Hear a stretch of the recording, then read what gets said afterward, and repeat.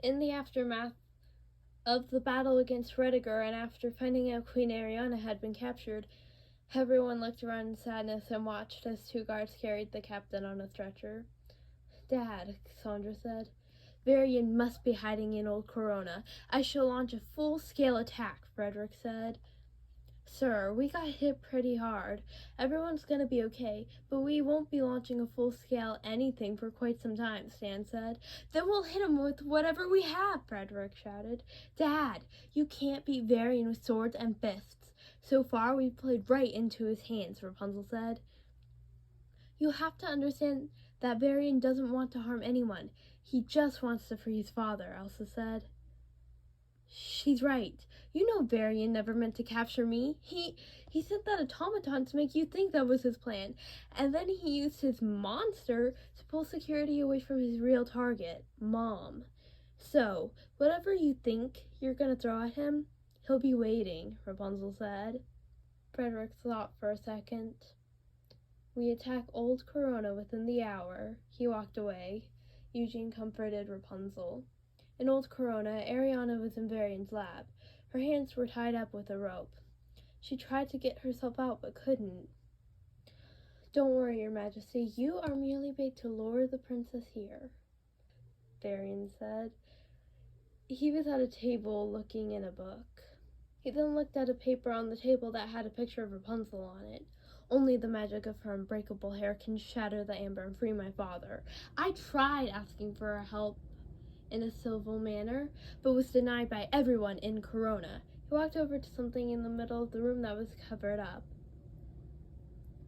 So unfortunately, this is my only remaining recourse. He removed the sheet that he had used as a cover.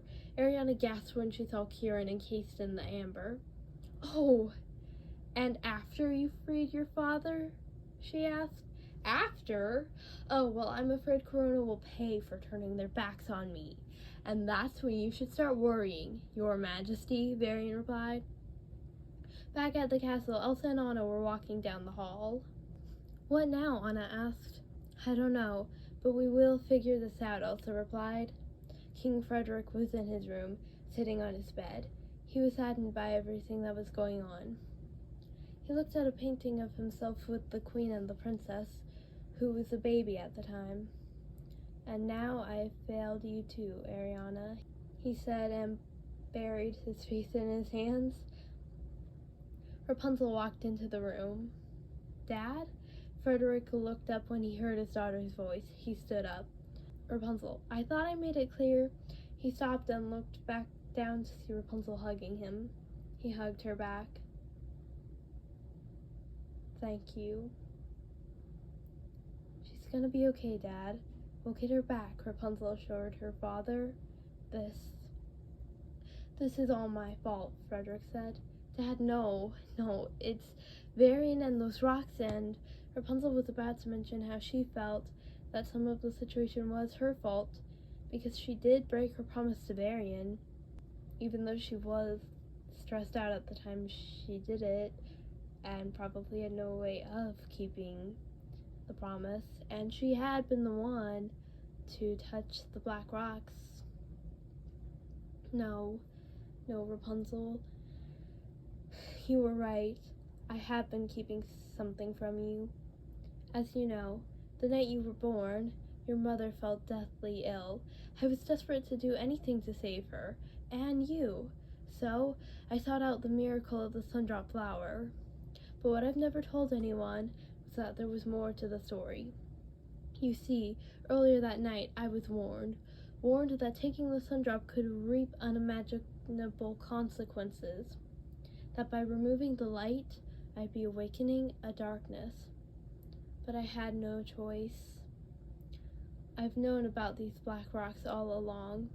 At first, I didn't want to believe that they were the result of my actions, and when that became impossible, I chose to ignore them, and I expected everyone else to do the same. Rapunzel and Fredrick had moved to the balcony as Fredrick explained everything to Rapunzel. Including me, Rapunzel said, now knowing why her father didn't want her to discuss the black rocks. Yes, especially you, but the truth is, the rocks are destroying Corona, and you are connected to them somehow, and I am responsible. No king would ever put the welfare of his family before that of his country, Fredrick said. But a father would. We can fix this, Rapunzel said. I guess Elsa was right. Avoiding the situation doesn't help, Fredrick said. Rapunzel and Fredrick hugged each other. Now, let's find a way to save our kingdom, Rapunzel said, determined. Later, all of the kingdom's citizens were gathered in the throne room, each with their own complaints about the situation. Cassandra tried to keep the crowd under control. The rocks are getting closer, one man exclaimed. Oh, we're doomed. Doomed, Feldspar, the cobbler exclaimed. Pipe down, Feldspar. No one can hear me, said Old Lady Crowley. We're doomed, I tell you. Other members of the crowd began shouting. People, citizens, listen to me. Fredrick tried to get their attention. Elsa shot an icy blast that made a big block of ice, which got everyone's attention. Once everyone quieted down, Elsa used her powers to get rid of the ice. I will not lie to you any longer. Corona is in grave danger. The Queen has been taken. Over half our royal guard lie wounded, and these black rocks draw ever closer, King Fredrick said. Sir, hi, yeah. If there's a but in this speech, you probably want to cut to it right now, Eugene whispered. Rapunzel grabbed his arm and pulled him away from the king. But I look at you, and I don't just see subjects. I see friends, family, strong, brave individuals who have stood by each other's side and have never ever backed down from a fight. Today we face a danger like none before. As your king, your friend, and as your brother, I ask you to fight one more time. For Corona! For Corona! For Corona! The crowd repeated Fredrick's words. In another room, everyone was discussing their plan to fight against Varian. What do you ask of us, your majesty? Old Lady Crowley asked. As was so insightfully pointed out to me, we've been playing straight into Varian's hands.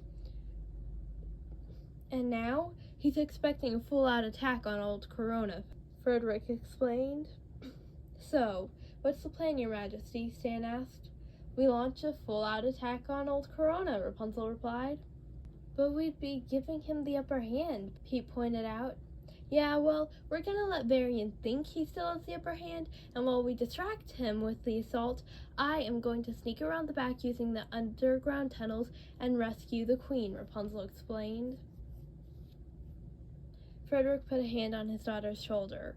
We are going to rescue the Queen, he said. Rapunzel smiled.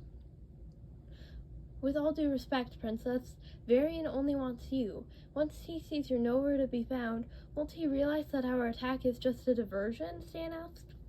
Probably. That is what he is for. Rapunzel turned as everyone made way for him to enter. I got this, Shorty said. He was dressed as Rapunzel and had a stuffed chameleon on his shoulder to look like Pascal. Ready, Caspal? Shorty asked the stuffed chameleon. Are you sure this is going to work? Cassandra asked. Elsa looked at her sister and then at her cousin. Then she looked at her sister again and then at her cousin again. What? Anna asked. If you really wanted to fool Varian, Elsa grabbed her sister's hand and ran out of the room. The girls came back a minute later. Anna was now wearing a purple dress identical to the one Rapunzel was wearing, and she wore a wig so her hair would look like Rapunzel's long blonde hair. Everyone was amazed at how much Anna looked like Rapunzel. This plan might work, Rapunzel exclaimed. Really, the only noticeable difference between the two was that Anna had blue eyes and Rapunzel had green eyes. Luckily, by the time they got to the battle, it would be too dark to tell. Ready, Anna? Elsa asked. I'm ready as I'll ever be, Anna exclaimed.